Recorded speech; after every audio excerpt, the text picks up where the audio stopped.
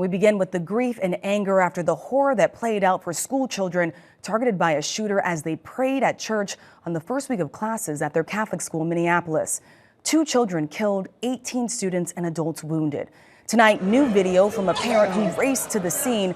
The first images of children running out of that church, many in tears, older students taking the hand of younger ones. Authorities say they recovered 116 rounds from a rifle at the scene, along with 3 shotgun shells.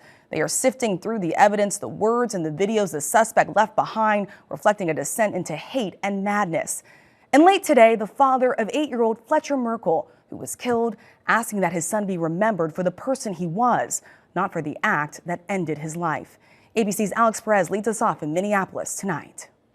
Where's the shooter? Where's the shooter? Tonight, the horrifying scene inside that church laid bare. Video taken by a parent who raced to the Annunciation School church shows students running through the church cowering, fear on their faces. In this shell-shocked community, investigators poring over a mountain of evidence trying to figure out what drove a deranged shooter to slaughter children as they prayed in church. The shooter was obsessed with the idea of killing children. Authorities say they recovered 116 rifle rounds at the scene, along with 3 shotgun shells. Do you think along the way maybe some signs or red flags were missed, or? That is certainly a possibility, but again, we're only 24 hours into this investigation. A coward decided to take our 8-year-old son Fletcher away from us.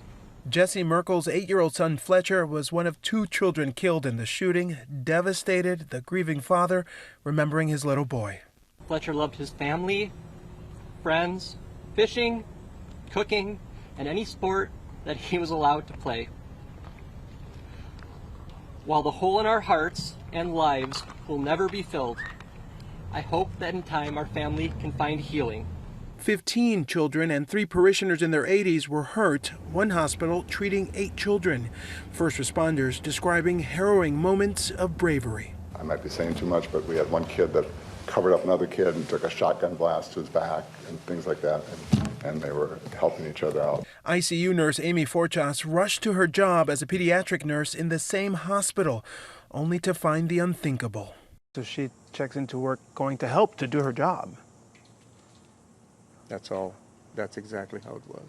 Without knowing at the time? Without knowing that one of the patients would be her daughter. Her daughter, Sophia, is out of surgery, but still in critical condition. Overnight, thousands came out for a vigil, a community forever linked by a shared grief from a senseless attack that has changed the course of so many lives. How is it that such a terrible tragedy could take place in a place that's the house of God and the gate of heaven? It's unthinkable. Authorities searching multiple residences connected to the shooter, finding a months-long descent into madness.